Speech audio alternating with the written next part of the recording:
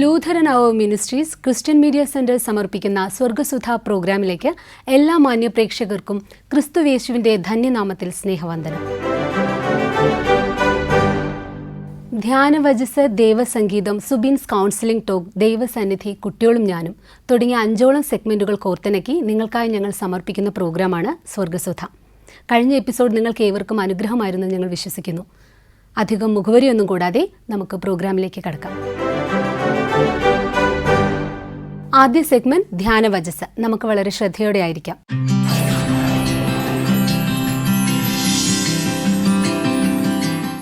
നമ്മുടെ കർത്താവായ യേശുക്രിസ്തുവിൻ്റെ കൃപയും പിതാവായ ദൈവത്തിൻ്റെ സ്നേഹവും പരിശുദ്ധാത്മാവിൻ്റെ കൂട്ടായ്മയും നമ്മുടെ ഇവരോടും ഈ നല്ല സമയത്ത് ഉണ്ടായിരിക്കുമാറാകട്ടെ. ആമേൻ. ഈ നല്ല സമയത്ത് അല്പനേരത്തെ ധ്യാനത്തിനായിട്ട് തിരഞ്ഞെടുത്തിരിക്കുന്ന തിരുവചന ഭാഗം വിശുദ്ധ മത്തായിയുടെ സുവിശേഷം 14-ാം അധ്യായം അതിൻ്റെ 22 മുതൽ താഴേക്കുള്ള ഭാഗങ്ങളാണ്. ആ ഭാഗത്ത് നിങ്ങൾ ഇങ്ങനെ വായിക്കുന്നു: ശിഷ്യന്മാർ ഇങ്ങനെ രാത്രിയിൽ വഞ്ചി തുഴഞ്ഞ് കടന്നു പോകുകയാണ്. പോകുന്ന സമയത്ത് വലിയൊരു കാറ്റും കോളുമുണ്ടാകുന്നു. യേശു രാത്രിയുടെ 4-ാം യാമത്തിൽ കടലിന്മേൽ നടന്നു വരുന്നു. ആ കാറ്റിനെയും കടലിനെയും ശാന്തമാക്കുന്നു. ഇങ്ങനെ ശിഷ്യന്മാരെ സുരക്ഷിതമായ ഇടത്തേക്ക് എത്തിക്കുന്നു. ഈ സംഭവത്തോടനുബന്ധിച്ച് ഈ കടലിന്മേൽ നടക്കുന്ന യേശുവിനെ കണ്ടിട്ട് പത്രോസിനൊരാഗ്രഹം, എനിക്കുമൊന്ന് കടലിന്മേൽ നടക്കണം എന്നുള്ളത് പത്രോസിൻ്റെ ആഗ്രഹം. പത്രോസിൻ്റെ ആഗ്രഹപ്രകാരം പത്രോസ് കടലിലേക്ക് മേൽ നടക്കുന്നു. എന്നാൽ അല്പം കഴിഞ്ഞ് ഇങ്ങനെ താണുപോകുന്നു. യേശുവിനോട് ചോദിക്കുകയാണ്: അല്പവിശ്വാസിയെ, നീ എന്തിന് ഭയപ്പെട്ടു? ഞാൻ നിൻ്റെ കൂടെ ഇല്ലേ എന്നതാണ്. ഈ പാഠഭാഗത്തിൻ്റെ സന്ദർഭം നമ്മൾ പഠിക്കുമ്പോൾ എന്തുകൊണ്ടാണ് ഇങ്ങനെ ശിഷ്യന്മാർക്ക് ഇത്തരത്തിലുള്ള സാഹചര്യത്തിലൂടെ കടന്നു പോകേണ്ടി വന്നത്, അത് പഠിക്കണമെങ്കിൽ അതിന് തൊട്ട് മുമ്പിൽ സംഭവിക്കുന്ന സംഭവമായി ഇതിനോട് ചേർത്ത ഒരു ബന്ധമുണ്ട്. അതിന് തൊട്ട് മുമ്പിലത്തെ സംഭവം കർത്താവായ യേശുക്രിസ്തു 5 അപ്പവും 2 മീനും കൊണ്ട് 5000 പേരെ പോഷിപ്പിക്കുന്ന സന്ദർഭമാണ്. ജനങ്ങൾ തിന്നു തൃപ്തരായി. 12 കൊട്ട അധികം ശേഷിച്ചത് നേടിയെടുത്തു, മാറ്റിവെച്ചു. എന്നിട്ട് ഉടൻ തന്നെ യേശു ശിഷ്യന്മാരെ കടലിന് അക്കരയ്ക്ക് പോകാൻ നിർബന്ധിച്ചു എന്നാണ് വാക്യം. അവിടെ നിർബന്ധിച്ചു എന്ന് വാക്ക് ഉപയോഗിക്കുന്നു. നിർബന്ധിച്ചു. എന്തിനാണ് കർത്താവ് ശിഷ്യന്മാരെ അക്കരയ്ക്ക് പോകാനായിട്ട് നിർബന്ധിച്ചത്? അതിന് കാരണം നമ്മൾ ആ ഭാഗം വായിക്കുമ്പോൾ ഈ 5 അപ്പം കൊണ്ട് 5000 പേരെ പോഷിപ്പിച്ച സന്ദർഭം കണ്ട് തിന്ന് തൃപ്തരായ ജനം യേശുവിനെ പിടിച്ച് രാജാവാക്കാൻ ശ്രമിച്ചു. അപ്പോൾ എന്താണ് ഒരു രാജാവിൻ്റെ ഏറ്റവും പ്രധാനപ്പെട്ട കാര്യം? ദാരിദ്ര്യത്തിൽ നിന്ന് ജനങ്ങളെ വീണ്ടെടുക്കുക, അവരുടെ ഭൗതികമായ ജീവിത സാഹചര്യങ്ങളിൽ സംരക്ഷണം ഒരുക്കുക. അതുവരെ റോമാഭരണത്തിൻ്റെ അടിമത്തത്തിലായിരിക്കുന്ന ജനതയ്ക്ക് ഏറെ നാളുകളായി അവർ പ്രതീക്ഷിച്ചിരിക്കുകയാണ് തങ്ങൾക്കൊരു പ്രവാചകൻ വരും, തങ്ങൾക്കൊരു രാജാവ് വരും, ദാവീദിക രാജ്യം സ്ഥാപിച്ച് തിരികെ വിളിക്കും എന്നുള്ളത് അവരുടെ പ്രധാനപ്പെട്ട സ്വപ്നമായിരുന്നു. അപ്പോൾ യേശുക്രിസ്തു ഈ അത്ഭുതം പ്രവർത്തിക്കുന്നതിലൂടെ ജനങ്ങളുടെ പ്രതീക്ഷയ്ക്ക് കുറെക്കൂടെ ചിറകു വെച്ചു. പുറപ്പാട് പുസ്തകത്തിൽ വീണ്ടും മോശയെ പോലൊരു പ്രവാചകൻ വരും എന്നൊക്കെ രേഖപ്പെടുത്തുന്നു. അപ്പോൾ ഈ പ്രവചനങ്ങളുടെ നിവൃത്തിയായി കർത്താവിനെ മനസ്സിലാക്കുകയും അതുകൊണ്ട് കർത്താവിനെ പിടിച്ച് ഇവർ രാജാവാക്കാനായിട്ട് ശ്രമിക്കുകയും ചെയ്യുന്നു. ഈ സാഹചര്യത്തിൽ ഈ ജനങ്ങളുടെ ചിന്ത മനസ്സിലാക്കിയ കർത്താവ് ശിഷ്യന്മാരെ നേരെ കടലിലൂടെ യാത്ര ചെയ്ത് അക്കരയ്ക്ക് പോകാൻ നിർബന്ധിക്കുന്നതായിട്ട് നമ്മൾ കാണുന്നു. കാരണം കർത്താവിൻ്റെ ലക്ഷ്യം, തൻ്റെ വരവിൻ്റെ ലക്ഷ്യം എന്താണെന്ന് വാസ്തവത്തിൽ ജനങ്ങൾ അറിയുക എന്നുള്ളതാണ്. ജനങ്ങൾ തെറ്റായി ധരിച്ചിരിക്കുന്നു. കർത്താവായ യേശുക്രിസ്തുവിൻ്റെ വരവിൻ്റെ ലക്ഷ്യം മർക്കോസിന് സുവിശേഷം 10-ാം അധ്യായം 45-ാമത്തെ വാക്യത്തിൽ വായിക്കുന്നു: മനുഷ്യപുത്രൻ ശുശ്രൂഷ ചെയ്യിപ്പാനല്ല, ശുശ്രൂഷിപ്പാനും അനേകർക്ക് വേണ്ടി തൻ്റെ ജീവനെ മറുവിലയായി കൊടുക്കാനും വന്നത്. മനുഷ്യൻ്റെ ആത്മികമായ വീണ്ടെടുപ്പിന് വേണ്ടി വന്ന ക്രിസ്തുവിനെ മറന്നിട്ട് ഭൗതികമായ ജീവിത സാഹചര്യങ്ങൾക്ക് തൃപ്തരായ ജനങ്ങൾ അവനെ രാജാവാക്കാൻ ശ്രമിച്ചു. ഈ സാഹചര്യത്തിലാണ് യേശു ശിഷ്യന്മാരെ പറഞ്ഞത്. കാരണം ഈ സന്തോഷകരമായൊരു സാഹചര്യം കണ്ട ശിഷ്യന്മാർക്കും ഒരു പ്രതീക്ഷയുണ്ടായി. എന്താണ്? യേശു രാജാവാണെങ്കിൽ തങ്ങൾക്കും ചില അധികാരങ്ങൾ ലഭിക്കും. അവരുടെ ഇടയിൽ അങ്ങനെ ചില മോഹങ്ങളുണ്ടായിരുന്നു. തങ്ങളിൽ ആരാണ് വലിയവനെന്ന ചില ചർച്ച ശിഷ്യന്മാരുടെ ഇടയിൽ നടക്കുന്നുണ്ടായിരുന്നു ആ സമയത്ത്. ഇതിനിടയിലാണ് യാക്കോബിൻ്റെയും യോഹന്നാൻ്റെയും അമ്മ ചെന്ന് യേശുവിനോട് പറയുന്നത്: എൻ്റെ മക്കളിൽ ഒരുത്തനെ ഇടത്തും ഒരുത്തനെ വലത്തുമാക്കണമേ. ഇവനെ അധികാരത്തെക്കുറിച്ചുള്ള ചില മോഹങ്ങൾ ശിഷ്യന്മാരുടെ ഉള്ളിലുണ്ട്. ഈ ജനങ്ങൾ യേശുവിനെ പിടിച്ച് രാജാവാക്കാൻ ശ്രമിക്കുന്ന ഈ സന്ദർഭത്തിൽ ഈ ശിഷ്യന്മാർ ഇവിടെ ഉണ്ടായിരുന്നാൽ തെറ്റിദ്ധരിക്കപ്പെടുകയും ജനങ്ങളുടെ ആഗ്രഹത്തിന് ഒരുപക്ഷെ അവരുടെ മനസ്സിങ്ങനെ പാളിപ്പോകാനും സാധ്യതയുണ്ട്. അതുകൊണ്ട് യേശു അവരെ ഇങ്ങനെ കടലിലൂടെ യാത്ര ചെയ്യാനായിട്ട് അനുവദിച്ചു എന്നാണ്. പക്ഷേ കടലിൽ യാത്ര ചെയ്യുന്ന അവർക്ക് അഭിമുഖീകരിക്കേണ്ടി വന്നത് അത്ര സുഗമമായ ഒരു യാത്രയായിരുന്നില്ല. വായിക്കുന്നു, കാറ്റും കോളും ഒക്കെ ഉണ്ടായി പടകിങ്ങനെ മുങ്ങുമാറായി എന്നാണ്. ശിഷ്യന്മാരെ കടലിലേക്ക് പറഞ്ഞയച്ച ശേഷം ആ ഭാഗത്ത് നിന്ന് വായിക്കുന്നത് യേശു മലമേൽ കയറി പ്രാർത്ഥിക്കാനായിട്ട് കടന്നുപോയി എന്നാണ്. ശിഷ്യന്മാരെ ഇങ്ങനെ കടലിലേക്ക് യാത്ര ചെയ്യാൻ പറഞ്ഞു വിട്ടിട്ട് ഇങ്ങനെ യേശു മലമേൽ പ്രാർത്ഥിക്കാൻ പോയി. രാത്രിയുടെ 4-ാം യാമമായി, കടൽ പ്രക്ഷുബ്ധമായി, വള്ളം അല്ലെങ്കിൽ വഞ്ചി ഇങ്ങനെ മുങ്ങിപ്പോകേണ്ടുന്ന ഒരു സാഹചര്യമുണ്ടാകണം. ക്രിസ്തു രാത്രിയുടെ 4-ാം യാമത്തിൽ ഇങ്ങനെ കടലിന്മേൽ നടന്ന് വരികയും കാറ്റിനെയും കടലിനെയും ശാന്തമാക്കുകയും ചെയ്യുന്നു. ഈ സന്ദർഭത്തിലാണ് പത്രോസ് ഇങ്ങനെ ആഗ്രഹം പ്രകടിപ്പിക്കുന്നത്, എനിക്ക് നിൻ്റെ അടുക്കലേക്ക് വരണമെന്നുള്ളതാണ്. ഇങ്ങനെ മുന്നും പിന്നും നോക്കാതെ ഇറങ്ങി പുറപ്പെട്ട പത്രോസിനെ പിന്നെ വായിക്കുന്നവൻ മുങ്ങിപ്പോകാൻ തുടങ്ങിയെന്നാണ്. കാരണം ഇത്രയേ ഉള്ളൂ, അവൻ്റെ നടത്തം യേശുവിൻ്റെ അടുക്കൽ യാത്ര ചെയ്തപ്പോൾ യേശു മാത്രമാണ് അവൻ്റെ മുന്നിലുണ്ടായിരുന്നത്. പക്ഷേ കുറച്ച് അങ്ങോട്ട് യാത്ര ചെയ്തപ്പോൾ അവൻ്റെ കണ്ണുപാളി, അവൻ്റെ ചിന്തപാളി, ഉടൻ അവൻ മുങ്ങിപ്പോയി എന്നുള്ളതാണ്. നമ്മുടെയൊക്കെ വിശ്വാസത്തിൻ്റെ യാത്രയിൽ പത്രോസിൻ്റെ ഒരു പാഠം ഇതാണ്. നമ്മുടെ വിശ്വാസത്തിൻ്റെ ആദ്യ യാത്രയുടെ ആദ്യ പടികളിലൊക്കെ ഇങ്ങനെ വല്ല തീക്ഷ്ണമായിട്ട് ക്രിസ്തുവിനെ നോക്കി യാത്ര ചെയ്യുന്നവരാണ്. പക്ഷേ കാലങ്ങളിൽ കഴിയുമ്പോൾ വിശ്വാസത്തിൻ്റെ തീക്ഷ്ണതകളൊക്കെ നഷ്ടപ്പെട്ട് ഇങ്ങനെ പോകുമ്പോൾ ചില ജീവിതത്തിൻ്റെ പ്രതിസന്ധിയിലൂടെ, ചില മുങ്ങുമാറാകുന്ന സാഹചര്യത്തിലൂടെ നിങ്ങൾ കടന്നു പോകേണ്ടി വരും. അപ്പോഴും പേടിക്കേണ്ട, കരം തന്ന് പിടിക്കാൻ ക്രിസ്തു അപ്പോഴും ഒരുക്കമുള്ളവനായി നമ്മോട് കൂടെയുണ്ട്. മുങ്ങുമ്പോഴും താണുപോകാൻ ഇടവരാതെ ചേർത്ത് പിടിക്കുന്ന കർത്താവിൻ്റെ കരമുണ്ട് എന്നതായ ഒരു ഓർമ്മപ്പെടുത്തലാണ്. വായിക്കുന്നു, നാം ഇങ്ങനെ ജീവിതത്തിൻ്റെ സന്തോഷങ്ങളിങ്ങനെ മതിമറന്ന പോകുന്ന സാഹചര്യങ്ങളിൽ ക്രിസ്തു അനുവദിക്കുന്ന ചില കാട്ടിലൂടെ, ക്രിസ്തു അനുവദിക്കുന്ന ചില കോളുകളിലൂടെ, ക്രിസ്തു അനുവദിക്കുന്ന ചില പ്രതിസന്ധികളിലൂടെ നമ്മൾ കടന്നു പോകേണ്ടതായിട്ട് വരും. ഒരിക്കലും അത് നമ്മുടെ തകർച്ചയ്ക്കല്ല, ദൈവം നമ്മുടെ വിശ്വാസത്തെ പരീക്ഷിക്കാനും വിശ്വാസത്തിൽ നമ്മളെ ബലപ്പെടുത്താനും നമുക്ക് വേണ്ടി അനുവദിക്കുന്ന ഗുണീകരണ കാറ്റുകൾ എന്നാണ് പറയുന്നത്. ക്രിസ്തു നമ്മുടെ വിശ്വാസത്തെ കുറച്ചുകൂടെ പരിപോഷിപ്പിക്കാൻ അനുവദിക്കുന്നതായ ഗുണീകരണ കാറ്റുകളാണ്. ദൈവം നമ്മുടെ ജീവിതത്തിൽ ഇങ്ങനെ ഗുണീകരണക്കാറ്റ് അനുവദിക്കുമ്പോഴും ക്രിസ്തു നമുക്ക് വേണ്ടി ചെയ്യുന്നത് അവൻ നമുക്ക് വേണ്ടി പ്രാർത്ഥിക്കുന്നു എന്നതാണ്. ശിഷ്യന്മാരെ കടലിലൂടെ യാത്ര ചെയ്യാനായിട്ട് അനുവദിച്ച ശേഷം ക്രിസ്തു ഇങ്ങനെ മലമേൽ കയറി അവർക്ക് വേണ്ടി പ്രാർത്ഥിച്ചു എന്നതാണ്. അത് നമുക്കുള്ളൊരു ധൈര്യമാണ്. നാം ജീവിതത്തിൻ്റെ പ്രതിസന്ധിയിലൂടെ കടന്നു പോകുമ്പോൾ, ജീവിതത്തിൻ്റെ സങ്കടകരമായ സാഹചര്യത്തിലൂടെ കടന്നു പോകുമ്പോൾ നമുക്ക് വേണ്ടി പ്രാർത്ഥിക്കാനും ദൈവസന്നിധിയിൽ പക്ഷപാതം ചെയ്യാനും, നാം വീണുപോകാതെയും താണുപോകാതെയും മുങ്ങിപ്പോകാതെയും ഇരിക്കാൻ നമുക്ക് വേണ്ടി പ്രാർത്ഥിക്കുന്ന ഒരു കർത്താവ് ഉണ്ടെന്നുള്ളതാണ്. അതുകൊണ്ടാണ് എബ്രായ ലേഖനം നമ്മൾ വായിക്കുമ്പോൾ ക്രിസ്തു നമ്മുടെ മഹാപുരോഹിതനായി നമുക്ക് വേണ്ടി ദൈവസന്നിധിയിൽ പക്ഷപാതം ചെയ്യുന്നവനായിട്ട് കൂടെയുണ്ട് എന്നതാണ്. അപ്പോൾ നാം ഇങ്ങനെ കടന്നു പോകുന്ന ജീവിതത്തിൻ്റെ പ്രതിസന്ധികളിൽ നമുക്ക് വേണ്ടി പ്രാർത്ഥിക്കുന്ന ഒരു കർത്താവ് ഉണ്ട് എന്നതാണ്. കാറ്റും കോളും ഒഴിഞ്ഞ് നമുക്ക് ജീവിതമുണ്ടാകുകയില്ല. മനുഷ്യനായി ഈ ഭൂമിയിൽ ജീവിച്ച് പോയി കഴിഞ്ഞാൽ സഹമനുഷ്യർ കടന്നു പോകുന്ന എല്ലാ പ്രതിസന്ധികളും നമ്മൾ കടന്നു പോകണം. യോഹന്നാന്റെ സുവിശേഷം 16-ാം അധ്യായം 33-ാമത്തെ വാക്യത്തിൽ നമ്മളിങ്ങനെ വായിക്കുന്നു, ഈ ലോകത്തിൽ നിങ്ങൾ കഷ്ടതയുണ്ട്, എങ്കിലും ധൈര്യപ്പെടുവിൻ, ഞാൻ ലോകത്തെ ജയിച്ചിരിക്കുന്നു. ലോകത്തെ ജയിച്ച കർത്താവ് നമ്മോട് കൂടെയുണ്ട്. ജീവിതത്തിൻ്റെ സങ്കടങ്ങളിൽ കൂടെ ഇരിക്കാൻ, പ്രശ്നങ്ങളിൽ കൂടെ ഇരിക്കാൻ, കൈത്താങ്ങാൻ, ലോകത്തിൻ്റെ സന്തോഷങ്ങളിൽ ഭ്രമിച്ച് മതിപറന്നു പോകാതിരിക്കാൻ ക്രിസ്തു അനുവദിക്കുന്ന ചില ഗുണീകരണക്കാറ്റുകളെ സ്വമേധയാ സ്വീകരിക്കാനും, ഞാൻ കടന്നു പോകുന്ന ജീവിതത്തിൻ്റെ പ്രതിസന്ധികളിൽ എന്നോട് കൂടെ ഇരിക്കാൻ കർത്താവുണ്ടെന്നുള്ള വിശ്വാസത്തിൽ ബലപ്പെടാനും നമുക്ക് സാധിക്കണം. ആ ക്രിസ്തുവിലുള്ള വിശ്വാസം ഉറപ്പിക്കാൻ ദൈവം തൻ്റെ പരിശുദ്ധാത്മാവിനാൽ എന്നെയും നിങ്ങളെ വഴി നടത്തി കാത്ത് പരിപാലിക്കുമാറാകട്ടെ.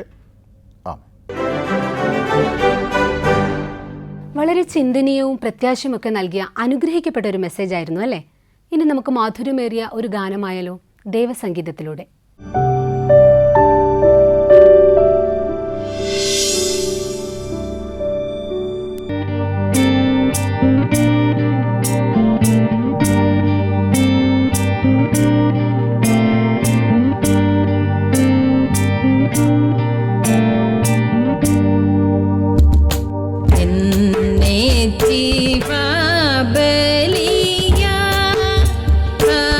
സമർപ്പിച്ചൻ കർത്താവേ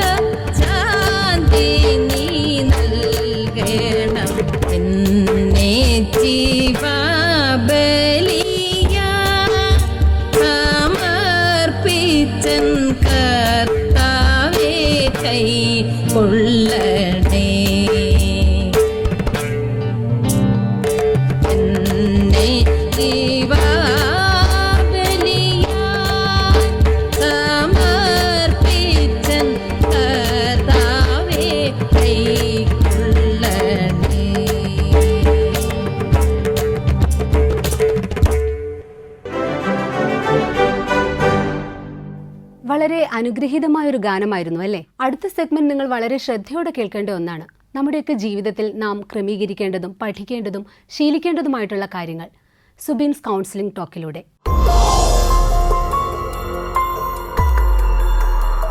നിങ്ങൾക്കേവർക്കും കൗൺസിലിംഗ് ടോക്കിലേക്ക് സ്വാഗതം. ഒരു നല്ല മെൻറ്റർ ആകുന്നത് എങ്ങനെയാണ് എന്ന വിഷയത്തെ ആസ്പദമാക്കിയാണ് ഇന്ന് ചില കാര്യങ്ങൾ നിങ്ങളോട് പറയുവാനായിട്ട് പോവുക. നമുക്കറിയാം, ഒരു കാലത്ത് നമ്മുടെ സംസ്കാരത്തിൽ ഗുരു എന്നൊരു ചിന്ത ഉണ്ടായിരുന്നു. എന്നാൽ ഇന്നത്തെ കാലത്ത് ഗുരു എന്ന ചിന്ത വളരെ വളരെ കുറവാണ്, തുലോം കുറവാണ് എന്ന് തന്നെ പറയാം. ആ സ്ഥാനത്താണ് മെൻറ്റർ കടന്നു വരിക. ഒരാളിനെ ശരിയായ വഴികളിലൂടെ ചരിപ്പിക്കുവാൻ, ശരിയായ രീതികളിൽ അയാൾക്ക് വിജയം നേടിക്കൊടുക്കുവാൻ അയാളെ സഹായിക്കുന്ന ആൾ എന്ന അർത്ഥത്തിലാണ് മെൻറ്റർ എന്ന് നമ്മൾ മനസ്സിലാക്കുക. ഒരു നല്ല മെൻറ്റർ ആകുന്നത് എങ്ങനെ എന്ന ചില വിഷയങ്ങൾ നമുക്കിന്ന് കേൾക്കാം. ഒന്നാമത്, നല്ലൊരു മെൻറ്റർ ശരിയായ ലക്ഷ്യം കാണിച്ചു കൊടുക്കും. ഒരാളുടെ സ്കിൽ എന്താണ്, ഒരാളുടെ കഴിവെന്താണ്, ഒരാൾ എന്തൊക്കെ സ്കിൽ നേടി തൻ്റെ കഴിവുകളെ കൂടുതലായി വളർത്തണം, തന്നെ മുന്നോട്ട് കൊണ്ടുപോകണം, തൻ്റെ ജീവിതത്തെ എങ്ങനെയൊക്കെ ശരിയാക്കണം എന്ന് മനസ്സിലാക്കി കൊടുക്കുന്നയാളാണ് മെൻറ്റർ. അപ്പോൾ ഒന്നാമത് ഒരു മെൻറ്ററിൻ്റെ രീതി എന്ന് പറയുന്നത് ശരിയായ ലക്ഷ്യം മനസ്സിലാക്കി അയാളെ മുന്നോട്ട് നടത്തുക എന്നുള്ളതാണ്. രണ്ടാമത്തെ കാര്യം എന്ന് പറയുന്നത് ഒരു സപ്പോർട്ടീവ് സിസ്റ്റമായി മെൻറ്റർ മാറുകയാണ്. അയാളുടെ വൈകാരികമായ, മാനസികമായ, മോറലായ രീതികളെ, അയാളുടെ ആവശ്യങ്ങളെ മനസ്സിലാക്കിക്കൊണ്ട് അയാൾക്ക് നല്ലൊരു സപ്പോർട്ടീവ് സിസ്റ്റം കൊടുക്കണം. കാരണം ഒരാൾ തൻ്റെ ജീവിതം മുന്നോട്ട് കൊണ്ടുപോകുമ്പോൾ എന്തൊക്കെ രീതികളിലാണ് പ്രശ്നങ്ങൾ വരുന്നത്, തടസ്സങ്ങൾ വരുന്നത്, ബുദ്ധിമുട്ടുകൾ വരുന്നത് എന്ന് അയാൾക്ക് അറിഞ്ഞുകൂടാ. അല്ലെങ്കിൽ അതിനെ നേരിടാനുള്ള ശേഷി ചിലപ്പോൾ അയാൾക്ക് ഉണ്ടായി എന്ന് വരില്ല. അയാളുടെ ജീവിതത്തെ മുന്നോട്ട് കൊണ്ടുപോകുമ്പോൾ ഉണ്ടാകുന്ന തടസ്സങ്ങളൊക്കെ തരണം ചെയ്യുവാനായിട്ട് അയാൾക്കൊരു സപ്പോർട്ടീവ് സിസ്റ്റം, അയാളെ സപ്പോർട്ട് ചെയ്യുന്ന, പിന്തുണയ്ക്കുന്ന ഒരു സിസ്റ്റം ആവശ്യമാണ്. ഒരു നല്ല മെൻറ്റർ ഒരു സപ്പോർട്ടറായിട്ട് അല്ലെങ്കിൽ പിന്തുണയ്ക്കുന്ന ഒരാളായിട്ട് മാറും. അടുത്ത കാര്യമെന്ന് പറയുന്നത് ഇദ്ദേഹം ചെയ്യുന്ന കാര്യം കോച്ചിങ് ആണ്. നമുക്കറിയാം, ഒരു ഗുരു ഒരാളിനെ പരിശീലിപ്പിക്കുക കൂടെ ചെയ്യും. ഏതൊക്കെ കാര്യങ്ങളാണ് ചെയ്യേണ്ടത്, ഏതൊക്കെ കാര്യങ്ങളാണ് ചെയ്യാൻ പാടില്ലാത്തത്, രണ്ടും വേണം. സാധാരണയായിട്ട് നമ്മൾ വിചാരിക്കുന്നത് കോച്ചിങ്ങിൽ ഏതൊക്കെ കാര്യങ്ങൾ ചെയ്യണം എന്ന് പറഞ്ഞു കൊടുക്കണം എന്നാണ്. അങ്ങനെ മാത്രമല്ല, ഏതൊക്കെ കാര്യങ്ങൾ ചെയ്യരുത്, തൻ്റെ ജീവിതത്തിൽ നിന്ന് ഏതൊക്കെ കാര്യങ്ങൾ മാറ്റിക്കളയണം എന്നുകൂടെ ഒരു മെൻറ്റർ ഒരാളിനെ പഠിപ്പിക്കേണ്ടത് ആവശ്യമാണ്. അടുത്ത കാര്യമെന്ന് പറയുന്നത് ഡിറക്ഷനാണ്, അല്ലെങ്കിൽ ശരിയായ ദിശാബോധം ആ വ്യക്തിക്ക് ആർക്കാണോ ശരിയായ വഴി കാണിച്ചു കൊടുക്കേണ്ടത് അയാൾക്ക് നൽകേണ്ടത് മെൻറ്ററിൻ്റെ ഉത്തരവാദിത്തമാണ്. അതായത് ഒരു ലക്ഷ്യത്തിലേക്ക് പോകുവാൻ പല വഴികളുണ്ടായിരിക്കും. എന്നാൽ ഓരോ മനുഷ്യരും, നമുക്കറിയാം, ഓരോ മനുഷ്യനും വ്യത്യസ്തരാണ്. അപ്പോൾ ശരിയായ വഴികളിലൂടെ അയാൾ സഞ്ചരിക്കണമെങ്കിൽ, അയാളുടെ ലക്ഷ്യത്തിലേക്ക് അയാൾ പോകണമെങ്കിൽ അയാൾക്ക് അനുയോജ്യമായ അല്ലെങ്കിൽ അയാൾക്ക് മാത്രം ചെല്ലാൻ കഴിയുന്ന വഴികളിലൂടെ വേണം അയാൾ സഞ്ചരിക്കുവാൻ. ഒരു മെൻറ്റർ ഒരാളിനെ ശരിയായി മനസ്സിലാക്കി ഈ വഴികളിലൂടെ വേണം നിൻ്റെ ലക്ഷ്യത്തിലേക്ക് എത്തുവാൻ വേണ്ടി നീ പരിശ്രമിക്കേണ്ടത് എന്ന് പറഞ്ഞു കൊടുക്കുന്നത് ആവശ്യമാണ്. അങ്ങനെ ശരിയായ വഴികൾ, ലക്ഷ്യത്തിലേക്ക് എത്താനുള്ള ശരിയായ വഴികൾ ഒരു മെൻറ്റർ പറഞ്ഞു കൊടുക്കും. അടുത്ത കാര്യമെന്ന് പറയുന്നത് വിജയം നേടുവാൻ എന്തൊക്കെ ചെയ്യണം എന്ന് പറഞ്ഞു കൊടുക്കണം. ഏത് സ്വാംശീകരിക്കണം, ഏത് വിട്ടുകളയണം എന്ന് ഒരു മെൻറ്റർ പറഞ്ഞു കൊടുക്കേണ്ടത് ആവശ്യമാണ്. അടുത്ത കാര്യമെന്ന് പറയുന്നത് ഉപദേശങ്ങളാണ്. ഒരു യാത്രയിൽ അല്ലെങ്കിൽ വിജയത്തിലേക്കുള്ള ഒരു യാത്രയിൽ ഒരാൾക്ക് ഒരുപാട് ഉപദേശങ്ങൾ അത്യാവശ്യമായിരിക്കും. സമയാസമയം ഉപദേശം വേണം. ഇതൊരു കുറച്ച് കാലത്തേക്ക് മാത്രമുള്ള ഒരു പ്രോസസ്സോ അല്ലെങ്കിൽ ഒരു കാര്യമോ അല്ലെങ്കിൽ ഒരു പിന്തുണയോ അല്ല. ഇത് നീണ്ടകാലം നീണ്ടു നിൽക്കുന്ന ഒരു കാര്യമാണ്. അപ്പോൾ അയാളുടെ ജീവിതത്തിൻ്റെ സാഹചര്യങ്ങൾക്ക് അനുസരിച്ച്, അയാളുടെ ജീവിതത്തിലുണ്ടായിരിക്കുന്ന കാര്യങ്ങൾക്കനുസരിച്ച്, ജീവിതത്തിലുണ്ടായിരിക്കുന്ന പ്രതിസന്ധികൾ, പ്രശ്നങ്ങൾ, പ്രയാസങ്ങൾ അല്ലെങ്കിൽ വളർച്ചയുടെ വഴികൾ, അതിനനുസരിച്ച് ശരിയായ ഉപദേശങ്ങൾ, വളർച്ചയിൽ ഉപദേശങ്ങൾ ആവശ്യമാണ്. ചിലർ വളർച്ച ഒരുപാട് സന്തോഷിക്കുകയും അല്ലെങ്കിൽ ഒരുപാട് വെളിയിലേക്ക് പ്രദർശിപ്പിക്കുകയും ചെയ്യാറുണ്ട്. അപ്പോൾ അതിനെയൊക്കെ എങ്ങനെ ശരിയായ രീതിയിൽ, മിതമായ രീതിയിൽ സന്തോഷത്തെ കാണിക്കണം എന്നുകൂടെ പറഞ്ഞു കൊടുക്കേണ്ടത് ഒരു മെൻറ്ററിൻ്റെ ഒരു പ്രധാനപ്പെട്ട ലക്ഷ്യങ്ങളിൽ അല്ലെങ്കിൽ രീതികളിൽ ചെയ്യേണ്ട കാര്യങ്ങളിൽ ഒന്ന് തന്നെയാണ്. അപ്പോൾ ഒരാളുടെ ജീവിതത്തിൽ, അയാളുടെ ജീവിതത്തിൻ്റെ എല്ലാ വഴികളിലും തുടർച്ചയായ ഉപദേശങ്ങൾ നൽകേണ്ടത് ആവശ്യമാണ്. നല്ലൊരു മെൻറ്റർ തുടർച്ചയായ ഉപദേശങ്ങൾ നൽകിക്കൊണ്ടിരിക്കും. അടുത്ത കാര്യമെന്ന് പറയുന്നത് പ്രചോദനമാണ്. പ്രചോദനം എന്ന് പറയുന്നത് ഒരാളിൻ്റെ വളർച്ചയുടെ വേഗത കുറഞ്ഞു പോകാൻ സാധ്യതയുണ്ട്. ഒരുപാട് സ്പീഡിൽ പോയിക്കൊണ്ടിരിക്കുന്നയാൾ വളരെ വേഗം സ്പീഡ് കുറയാൻ സാധ്യതയുണ്ട്, ചിലപ്പോൾ നിന്നു പോകാനും സാധ്യതയുണ്ട്. മറ്റൊരു വിധത്തിൽ പറഞ്ഞാൽ ഒരു വാഹനത്തിൻ്റെ ഇന്ധനം എങ്ങനെയാണ്, പെട്രോളോ ഡീസലോ എങ്ങനെയാണോ അതുപോലെയാണ് പ്രചോദനം, മോട്ടിവേഷൻ എന്ന് പറയാം. അപ്പോൾ ശരിയായ രീതിയിൽ ഒരാൾ മുന്നോട്ട് പോകണമെങ്കിൽ അയാൾക്ക് ശരിയായ രീതിയിൽ കാര്യങ്ങൾ പറഞ്ഞു കൊടുത്ത് മുന്നോട്ട് കൊണ്ടുപോകാനുള്ള പ്രചോദനങ്ങൾ അയാളുടെ ഉള്ളിൽ നിറയ്ക്കേണ്ടത് ആവശ്യമാണ്. ജീവിതത്തിലുണ്ടാകുന്ന ചില സന്ദർഭങ്ങൾ ചില ആൾക്കാർ വിട്ടുകളയും, ഇനി വേണ്ട, നിർത്തിക്കളയാം എന്ന് ചിന്തിക്കുന്ന അവസരങ്ങളുണ്ടായിരിക്കും. അപ്പോൾ അങ്ങനെയുള്ള സന്ദർഭങ്ങളിലെല്ലാം ഒരു നല്ല മെൻറ്റർ ശരിയായ രീതികളിൽ ശരിയായ കാര്യങ്ങൾ ശരിയായ വിധത്തിൽ പറഞ്ഞു കൊടുത്ത് അയാളെ മോട്ടിവേറ്റ് ചെയ്ത് ഇങ്ങനെയല്ല, അങ്ങനെയാണ്, നിന്നു പോകാൻ പാടില്ല, നീ നിന്നു പോയാൽ നീ കാരണം ഒരുപാട് പേർ നിന്നു പോകാൻ സാധ്യതയുണ്ട്, ഇങ്ങനെയുള്ള ഒരുപാട് കാര്യങ്ങൾ അയാൾക്ക് പറഞ്ഞു കൊടുത്ത് അയാളെ മുന്നിലേക്ക് കൊണ്ടുപോകും. അടുത്ത കാര്യമെന്ന് പറയുന്നത് പരിശീലനമാണ്. പരിശീലനം എന്ന് പറയുമ്പോൾ ഇടതടവില്ലാതെ നിരന്തരമായി ഒരുപക്ഷെ ജീവിതകാലം മുഴുവനും പരിശീലനം അത്യാവശ്യമാണ്. ഇതാണ് നല്ലൊരു മെൻറ്ററിൻ്റെ ലക്ഷണം. നിങ്ങൾക്ക് ഈ വിഷയം ഇഷ്ടപ്പെട്ടെങ്കിൽ നിങ്ങൾക്ക് എഴുതുക. മറ്റൊരു വിഷയമായി നമുക്ക് വീണ്ടും കാണാം. Thank you. വളരെ യൂസ്ഫുൾ ആയിട്ടുള്ള ഒരു സെഗ്മെന്റ് അല്ലേ? ഇനി നമ്മുടെ കൊച്ചു കൂട്ടുകാർ കാത്തിരിക്കുന്ന സെഗ്മെന്റ് എത്തിയിരിക്കുകയാണ്. കുട്ടികളും ഞാനും. അതിലൊരു ബൈബിൾ ഭാഗമുണ്ട്, സന്ദേശമുണ്ട്, ചോദ്യമുണ്ട്. കുട്ടികളെല്ലാവരും ശ്രദ്ധയോടെ കേട്ടിരിക്കണം.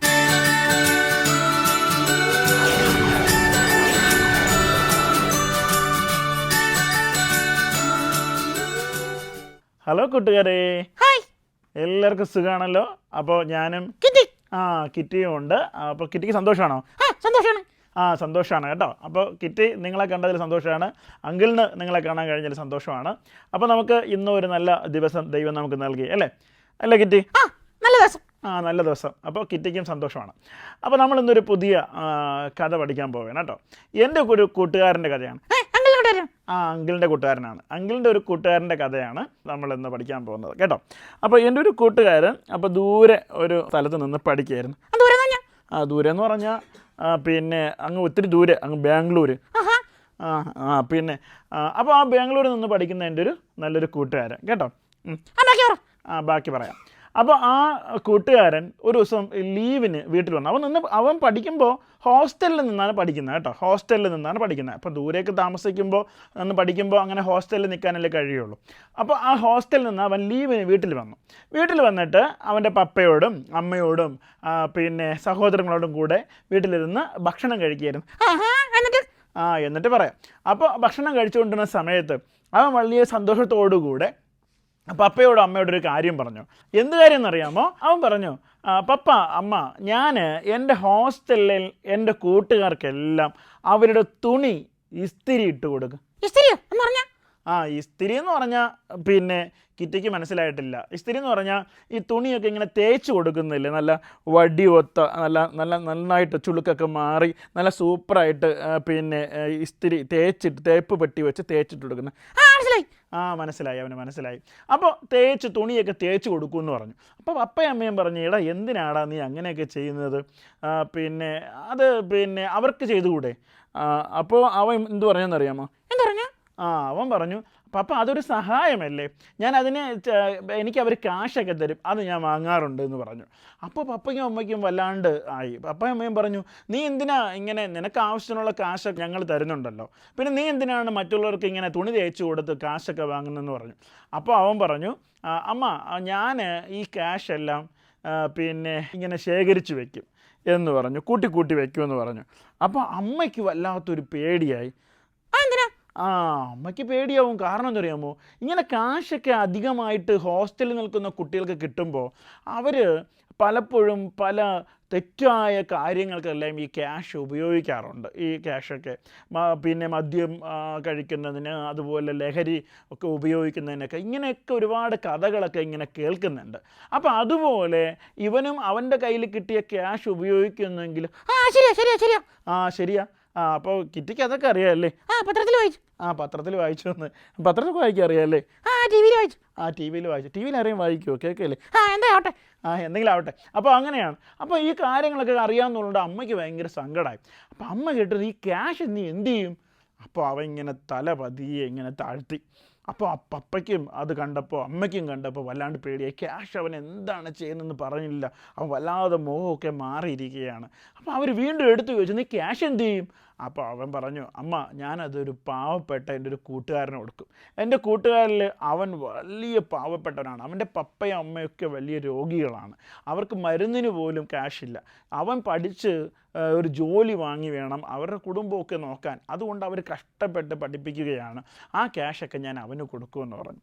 അപ്പോൾ ഈ അമ്മയും പപ്പയും പറഞ്ഞു, നിനക്ക് നിൻ്റെ കൂട്ടുകാരനെ സഹായിക്കണമെങ്കിൽ നീ ഞങ്ങളോട് പറഞ്ഞാൽ പോരെ, ഞങ്ങൾ ക്യാഷ് തരുമല്ലോ. നീ എന്തിനാണ് ഇങ്ങനെ ജോലി ചെയ്ത് അല്ലെങ്കിൽ തുണി തേച്ച് കൊടുത്തിട്ട് അവരിൽ നിന്നും ക്യാഷ് വാങ്ങി ഇങ്ങനെ കൊടുക്കുന്നത്? അപ്പോൾ അവൻ പറഞ്ഞൊരു മറുപടിയാണ് ഭയങ്കരമായ ഒരു വലിയ കാര്യം. അവൻ പറഞ്ഞ മറുപടി എന്താണെന്നറിയാമോ? അവൻ പറയുകയാണ്, സ്വന്തമായി അധ്വാനിച്ച് അത് ശേഖരിച്ച് കൊടുക്കുന്നതിലല്ലേ പപ്പ വലിയ സന്തോഷം എന്ന് പറഞ്ഞു.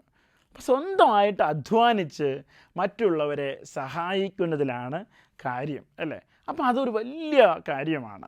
അപ്പോൾ ആ കൂട്ടുകാരൻ ചെയ്തത് വലിയൊരു, അപ്പോൾ ആ പപ്പയ്ക്കും അമ്മയ്ക്കും അഭിമാനമായി. സ്വന്തമായി അധ്വാനിച്ച് അത് മറ്റുള്ളവർക്ക് പങ്കിട്ട് കൊടുക്കുക എന്നുള്ളത് അല്ലേ, കൂട്ടുകാരനെ സഹായിക്കുക എന്നുള്ളത്. പ്രിയമുള്ള കൂട്ടുകാരെ, നമ്മൾ ഓരോരുത്തരും ഇങ്ങനെ നല്ല സ്വഭാവത്തിൻ്റെ ഉടമയായിരിക്കണം. എനിക്ക് അങ്ങനെ ഒരു കൂട്ടുകാരൻ ഉണ്ട് എന്ന് പറയുന്നതിൽ വലിയ അഭിമാനമാണ്. എന്താണ് അധ്വാനിച്ച് അത് മറ്റുള്ളവർക്ക് നൽകി സഹായിക്കുക എന്ന് പറയുന്നത് വലിയൊരു കാര്യമാണ്. നിങ്ങളും വളർന്നു വരുന്ന സാഹചര്യങ്ങളിൽ ഇങ്ങനെ സഹായിക്കാനായിട്ട് നിങ്ങൾക്ക് സാധിക്കണം.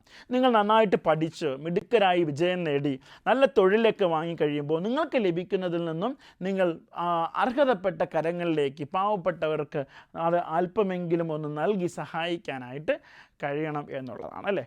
അപ്പോൾ ബൈബിളിൽ ഇങ്ങനൊരു വാക്യമുണ്ട്, നിന്നെപ്പോലെ നിൻ്റെ അയൽക്കാരനെയും സ്നേഹിക്കുക എന്നുള്ളത്. നിന്നെപ്പോലെ നിൻ്റെ അയൽക്കാരനെയും സ്നേഹിക്കുക എന്നുള്ളത്. അപ്പോൾ ചോദ്യം ഇതാണ് ഇന്നത്തെ, ഈ ഞാൻ പറഞ്ഞ വാക്യം, നിന്നെപ്പോലെ നിൻ്റെ അയൽക്കാരനെ സ്നേഹിക്കുക എന്നുള്ള പറഞ്ഞ വാക്യം ഏത് പുസ്തകം, എത്രാമത്തെ അധ്യായം, എത്രാമത്തെ വാക്യം എന്ന് നിങ്ങൾ കണ്ടെത്തി അറിയിക്കുക. അപ്പോൾ നിങ്ങൾക്ക് സമ്മാനമുണ്ട്.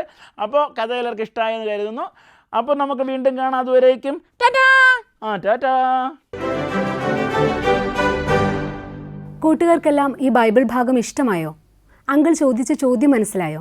അങ്ങനെയാണെങ്കിൽ നിങ്ങൾ ഉത്തരം ഞങ്ങളെ എഴുതി അറിയിക്കുക. ഈ പ്രോഗ്രാമിൻ്റെ അവസാനം ഞങ്ങൾ വാട്സപ്പ് നമ്പറും അഡ്രസ്സും നിങ്ങളെ അറിയിക്കുന്നതാണ്. അതിലേക്ക് നിങ്ങൾ ഉത്തരങ്ങൾ അയച്ച് നല്ല അടിപൊളി സമ്മാനങ്ങൾ നേടുക. സ്വർഗസുധ പ്രോഗ്രാമിൻ്റെ അവസാനത്തെ സെഗ്മെൻറ്റ് ദൈവസന്നിധി. നമുക്ക് പ്രാർത്ഥനയോടെ ആയിരിക്കാം.